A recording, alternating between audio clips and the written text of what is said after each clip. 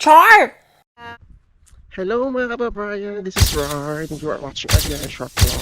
For our today's short episode, ayan, it's now 1 p.m. dito po sa Dubrovnik at tayo po ngayon ay papasok na ulit ng trabaho Saturday, January 3. Happy birthday sa daddy ko. Shout out, ayan. So tayo po ngayon ay naglalakad na again, papasok ng trabaho. Yeah, so for our today's very short episode, ayan, may pag-uusapan na naman tayo about dito sa Croatia. Oo, na alam ko, syempre, New Year, di ba? Bagong topic pa rin tayo. Char!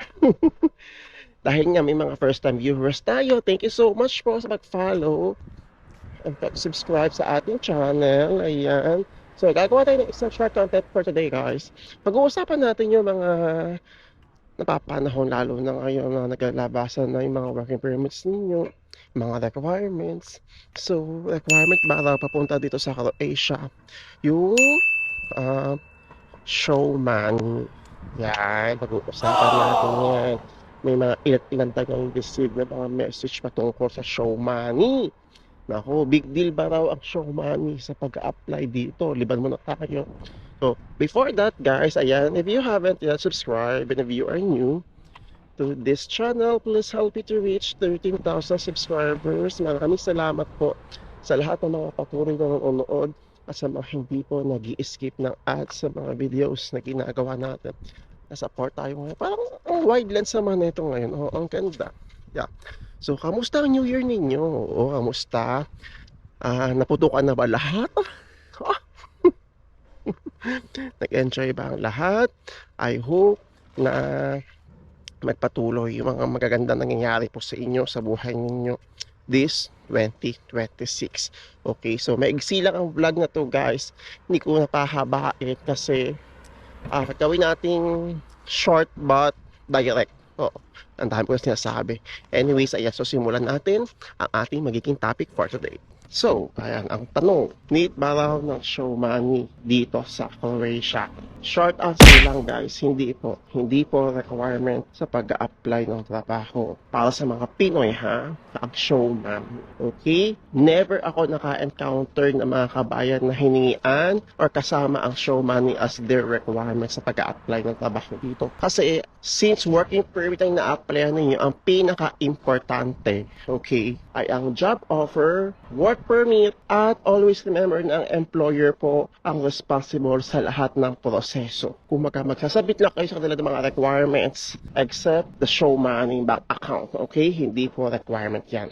So, sige, sabihin na natin, yeah, may mga possibilities ba raw, even legal yung agency, may mga possibilities pa rin ba raw na hanapan or maging kasama yung show money sa pag-apply. Maaari, possible, kung kayo po ay mag-apply ng visa. So, usually sa visa or sa temporary stay application ninyo, pwede kayo hingian ng mga ilang mga documents patungkol sa mga bank accounts. So, ano yung purpose? Bakit humingian tayo ng, bakit kasama yung show money sa pag-apply? Siyempre, para i-prove kung kaya mong suportahan yung sarili mo dito while working and living. Diba? Para rin, kaya mong suportahan yung sarili mo kung kaka-start pa lang ng trabaho dito. Pero again ha, always remember na hindi po sa trabaho requirement ang show money. Suntok sa buwan, lalo since working permit ang hawak ninyo, sa visa po siya kailangan, hindi po mismo sa job application. Okay? So, kaya kayo guys, mag-iingat kayo, lalo na kung kayo ay mag-a-apply sa, ito na-experience ko kasi ito, oo, sa mga consultancies. Oo, mag-iingat kayo, lalo sa mga nasa Middle East, nag-a-apply ng trabaho pa Croatia sa mga consultancies, mag-iingat kayo. Again, always remember, bibihira na kasama ko sa application ang show money. May mga ganyan. Nag-apply ako pa Poland, since work permit nga, kasi wala kasi ako idea before. Work permit yung na-apply sa akin, biglang nagkaroon ng show money. So, doon ko napagtanto na na-scam ako. Yeah. Kasi nagtanong-tanong ako, hindi naman daw kailangan ng show money kapag trabaho. I'm not sure ha. But yun, so mag-iingat kayo sa pag-a-apply. Ayun. So, nakakasente yan pa nito. Tsaka pag mga ganito klase yung araw talaga, sente-sente ng araw. O no, Sabado na naman po. Sabado na ba ngayon? O Sabado na pala ngayon, hindi ko na nga alam. Nalilito na kagad ako Sabado, bukas walang pasok. And then, Monday, pasok. Tuesday, holiday ulit. So, wala kaming pasok ng Tuesday. Ang daming isda dito. Dami lang basura. And also, guys, piece of advice. Lagi nyo pakakatandaan yung mga ilang red flags sa pag-a-apply ninyo kung kasama ang show money as your requirement. Kapag sinabihan ka ng agency na kailangan muna magbayad bago ka ma-hire, kailangan malaking pera for show money para tanggapin ka, at fixer lang ang kailangan. Oo, mag-iingat kayo sa mga ganyan. Okay? Wag na wag kayong papaloko. 2026 na. Dyan yung trabaho ko, guys. Dala ko punta ngayon. Ilan yung maganda kong port. Dyan na punta natin. Hanggat mahangin. Yeah. Kakabi sa Philippines. Oo. Kaya ganun talaga ang buhay. Kailangan natin kumayod ang kumayod. Nahihilo ako sa alon. Ayoko tumingin dito sa mga alon. Nahihilo ako. Pero tignan nyo naman, ganda-ganda. Peaceful ang Dubrovnik. Yes. So sana sa mga yun lang naman ang topic natin, guys. Very short topic lang naman siya. Ayoko pakahabaan.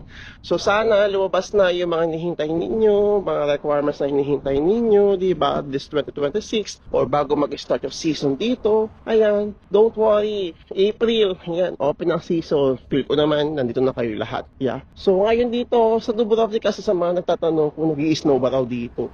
Nag-search ako dati parang 2015 yung last snow dito. Kasi sa mga ganito, guys, sa mga ilang part ng Croatia, lalo sa mga ganito, mga tabing dagat, tapos hindi siya totally talaga sobrang lamig, kagaya ng umaabot ng -10, mga ganun ng temperature, -5. Siguro ang pinaka-negative na temperature dito, -3 na encounter ko. O yun na yun, pinakamalamig, pero sobrang lamig talaga. Yeah. So, hindi siya kaya. Malamig pero hindi yung tipo nag-yelo. O may mga ibang part dito siguro, ewan ko, di ko sure, yung mga bundok, kasi doon talaga feel ko napakalamig. Pero since nasa Adriatic tayo, okay yung ganito, di ba? Lalo ako, mahina ako sa lamig talaga. Talaga, ayos ko. Okay na yung naka-experience ako ng snow. Pero okay ako sa ganitong temperatura, sa ganitong klima, kasi nakakasurvive ako sa panahon kasi sobrang hina ako talaga sa lamig. Yeah. Oh. So sa mga madedeploy sa same company ko, si Yusu, di ba?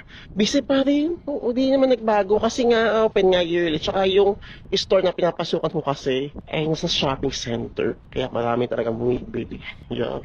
Ito pa, hawak tayo tayo nakapasok. Sagot tayo ng isang tanong. Kung may na-receive ba raw ako employment contract noon nasa Qatar ako bago ako makapunta ng Croatia process. So, ang natatandaan ko noon, guys, ang pinirmahan ko lang kontrata ay kontrata ko sa agency. Kasi sa mga nalilito po ha, dalawa kasi yung agency ko before. Agency ko sa Qatar, tapos agency ko sa Croatia. So, bakit dalawa? Tied up po sila dati.